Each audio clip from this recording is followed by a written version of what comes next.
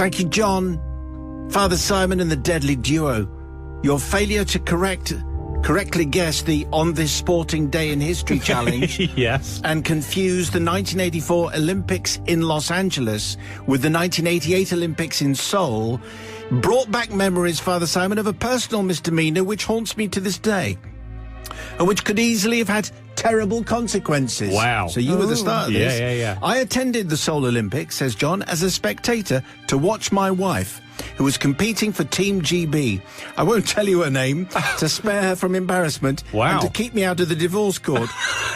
Suffice to say, she came fourth. Okay. And still gets irritated when our grown-up daughters remind her that fourth is, quote, the worst place to finish. Oh, right. Okay. With some annoyance, she responds that it's better than fifth. Quite right. And better than not going to the Olympics at all. Absolutely right. Yes, Absolutely so I think, right. John, I think your wife is completely correct. Anyway, before I go further, I need to set the global scene at the time of the 1988 Olympics. There was trouble in Afghanistan. North Korea was pointing its missiles at South Korea, and the USA and Russia, or the USSR, as it was known then, ask your parents, were at loggerheads. Seoul was the first Olympics since 1976 that neither the USSR or the USA had boycotted.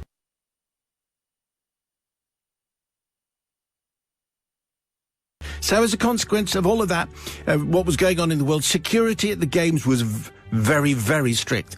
There were hundreds of security guards on every street and at every event. Although they had nice smiley faces, they also had guns.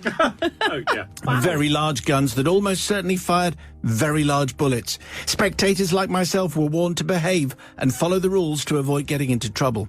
So I dutifully cheered on my wife and took the chance as she came fourth, and took the chance to watch plenty of other top-class sport.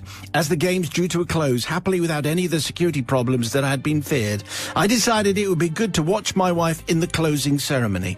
But sadly, I didn't have a ticket. However, on the off chance of getting hold of one, I arrived at the stadium a few hours before the ceremony was due to start.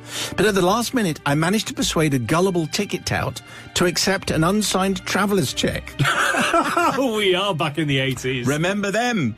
For a ticket in the upper echelons of the stadium. And so in I went to take my seat. The ceremony duly came and went, lots of speeches and dancing and merriment and fireworks. Then the Olympic flame, which had previously fried a few doves at the opening ceremony, was extinguished. Now, I should also add that, of course, these were the days before mobile phones and email, so my wife had no idea that I was there in the stadium.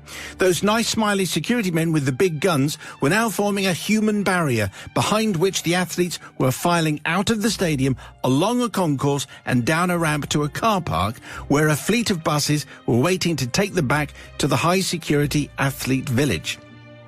Spotting a gap and determined to see my wife, I somehow and very foolishly slipped through and found myself walking with some of the athletes back to the buses. I can only assume that since I was not in a tracksuit or wearing a medal, that the guards and spectators must have assumed I was, I don't know, the only athlete from an obscure country. So I joined in the fun and I started waving back at everybody.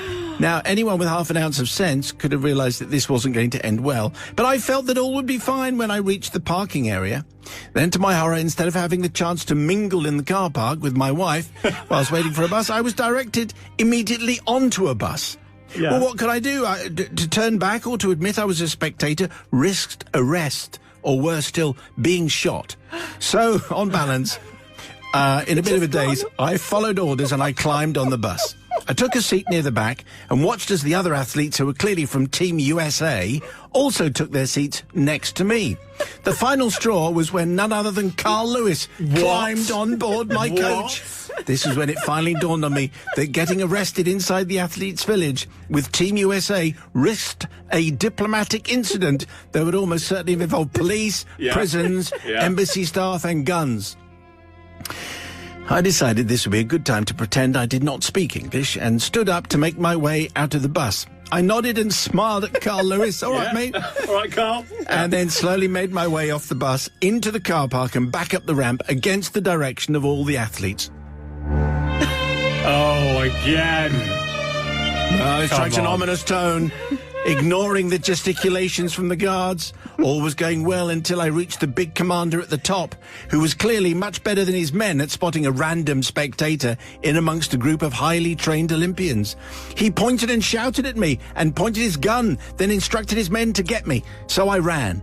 I ran very fast. In fact, even a steroid-fueled Ben Johnson would have found it hard to catch me. Now, here's a top tip, Father Simon. If you ever want to disappear into a crowd, it's easy to do so when there are 80,000 people all leaving a stadium at the same time in the dark. An hour or so later, I got back to the apartment where I was staying, safe and sound and mightily relieved to be spending my night there rather than a cell or dead. Yes! What a lucky boy. With a big Korean bullet in my head. So I need to plead forgiveness for this act of Olympian stupidity that has haunted me for over 30 years. I don't want forgiveness for using a traveller's cheque to get the ticket from the town. He will have made enough money. And my wife has already forgiven me for not meeting her after the ceremony. However, I do plead forgiveness for almost certainly getting the smiley security guards, excuse me, with the very big guns into serious trouble with their commander, as I'm sure they will have been reprimanded for failing to anticipate that anyone could be quite as daft as the Brit. Nice fade, Simon. Quite as daft as I was. Yours in forgiveness. I'm emotionally carried away. Yes. John, who you would imagine in a later Olympic Games might have ended up in incredible danger. Yeah. Because we don't like people who do that. Anyway, let's check in with Sister Susie. Danger. I don't really know what an unsigned traveller's cheque means. Like, do you have to sign it for it to be valid? Yes. Is that Yeah. where You're it is? so young. Wow. I use traveller's checks. I never used them. They were used around me. Just don't know what they are. Your grandparents. Now, I would be, I just can't believe all of this happened. It's not really your fault, but maybe you shouldn't have got on the bus, but I'm going to forgive you because, nothing bad happened. Brother Matthew. Quite a lot of geopolitics in this, which Yes. I enjoyed. I'm going to forgive because you are unbelievably lucky, John, because that could have gone south very. There's a lot of risk here for not much reward, given that all you did was you managed to wave at some people and didn't even meet your wife. So I'm going to forgive because that is the most amazing story I've heard from the Olympics. Yes.